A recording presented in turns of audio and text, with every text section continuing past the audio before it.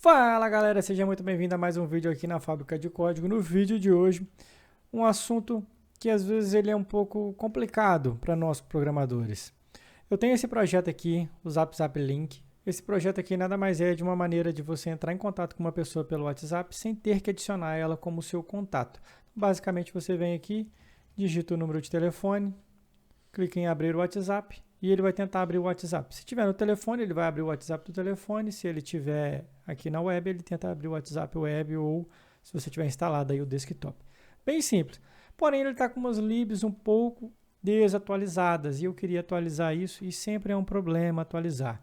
A técnica antiga que eu utilizava era criava um novo projeto com as versões novas e ia copiando o código para lá. Dessa vez, eu resolvi utilizar aqui o nosso amigo OpenCode para fazer essa tarefa e ele foi muito bem. Antes de começar a falar aqui do vídeo, quero te convidar aqui para o Laboratório de IA para Programadores.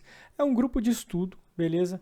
Bem simples, focado na utilização de IA para a criação de software. Então, eu sou programador hoje, vivo disso, tenho utilizado IA no meu dia a dia e a ideia desse grupo de estudos é trazer as técnicas que eu tenho utilizado, como eu tenho utilizado, em formato de aulas, PDFs, conteúdos em geral, para todo mundo que está aqui nesse grupo, beleza? Se você tem interesse, é só você clicar no botão aqui e entrar para o laboratório. Qualquer dúvida, é só entrar em contato. Bom, vamos para o vídeo aqui. Vou abrir o prompt aqui, vou mudar minha câmera. Vamos lá, qual que foi a ideia? Aqui, ó, foi recentemente. Se eu vier aqui em Sessions, você vai ver que eu tenho essa seção aqui, que é essa que eu estou. Ela ficou um pouco grande porque eu fui conversando com o OpenCode e pedi primeiro para ele criar um plano, então eu vou mostrar isso aqui passo a passo. Bom, qual que foi a ideia? Eu quis mostrar para o OpenCode que tinha coisas desatualizadas e que eu queria que ele criasse primeiro um plano para a gente atualizar tudo. O meu primeiro prompt foi esse aqui, ó. Esse projeto tem algumas libs um pouco desatualizadas. Quero migrar todos os pacotes possíveis. Crie um plano para essa migração e salve em um arquivo de nome plano.md. Vamos lá nesse arquivo. Está o plano.md. Plano geral que ele criou aqui, ele separou em fases, né? Migrações seguras, aí primeiro ele foi migrar algumas coisas aqui, que foi o Radix, o Lucid React. Depois ele foi tentar migrar aqui alguns utilitários, como por exemplo, Tailwind Mesh, SuperJSON, algumas dependências que já tinham no projeto aí, e algumas dependências de dev, beleza? Então foram todas essas aí. Deu algumas alternativas aqui para o update, ele colocou aqui ainda que às vezes não recomendava. A migração do S-Lint do 8 para o 10, aí colocou até aqui, ó, migrações que requerem atenção. Foi criando um plano completo aqui para tudo. O Tailwind CSS, o Prisma, beleza? Então foi tudo aqui, eu vou te mostrar isso agora, cada commit que ele fez. Colocou aqui a ordem de migração que ele fez, né? Então no final eu simplesmente pedi para ele executar o plano. E aí, cada vez que ele executava uma fase, eu fazia um commit. Então, por exemplo, essa aqui foi a primeira fase. Ele atualizou aqui, ó, o que não tinha muita importância, como você pode ver. Colocou o Next na versão 15 um pouco maior, não atualizou o React, atualizou o React Forms, beleza? Foi bem simples essa primeira fase.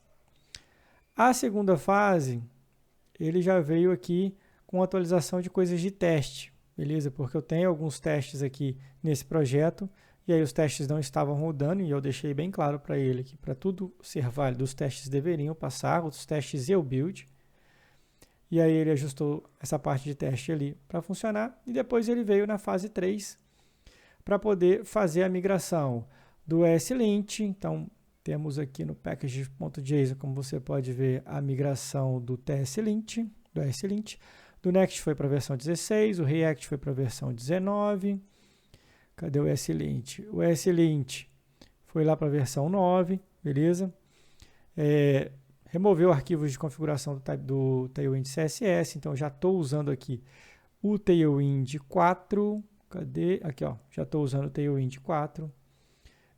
Alguns ajustes aqui de configuração, então ele já identificou algumas classes do Tailwind que não funcionavam e já alterou aqui em alguns componentes, como você pode ver. Beleza.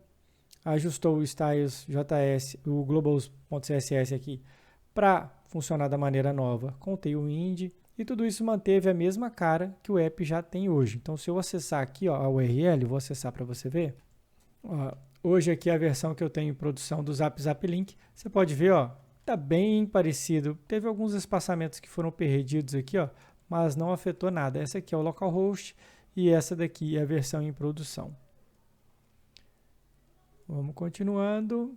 Essa daqui foi a fase 3 e depois foi a fase 4, que foi a do MongoDB. Aqui eu pedi para ele criar um outro plano para ele executar essa migração do MongoDB. E aí ele colocou aqui num arquivo de nome plano 2. Até deletei ele.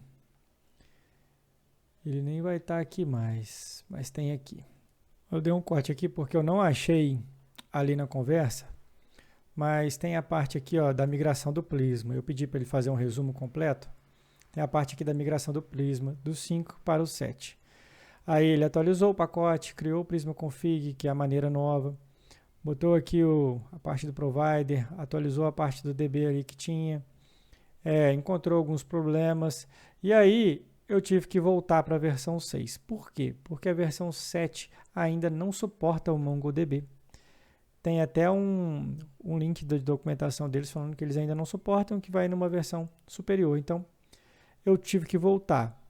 Mas tudo isso foi possível também porque aqui, ó, como você pode ver, eu tenho o Context 7 conectado. Então, ele foi consultando as documentações de como fazer essas migrações e tudo que tinha de breaking change, aqueles arquivos que a gente não lê. Vou te mostrar um aqui, ó, Tailwind CSS breaking changes.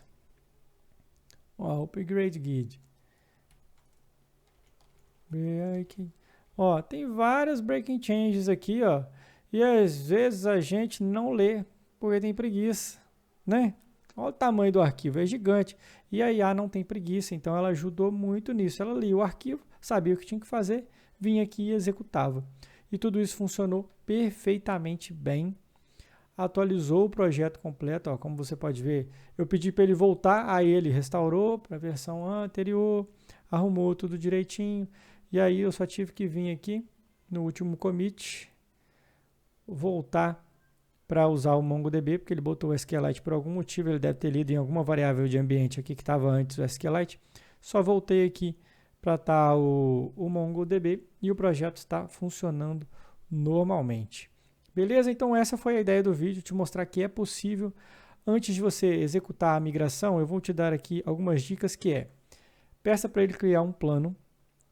Se depois do plano, na hora que você está criando o plano, você peça para ele perguntar qualquer coisa para você e não tomar a decisão sozinho. Então, você cria um prompt e fala assim, ó, antes de você tomar as suas decisões, qualquer dúvida que você tenha, você pergunte.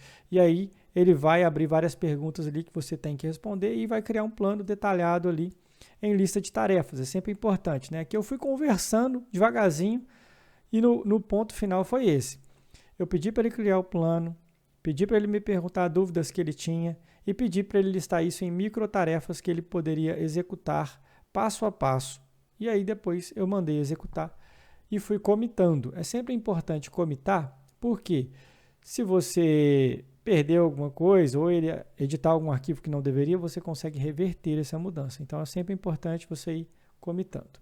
Beleza? Então esse foi o vídeo de hoje, espero que você tenha gostado. Curte, compartilha e se inscreve no canal. Beleza? Valeu!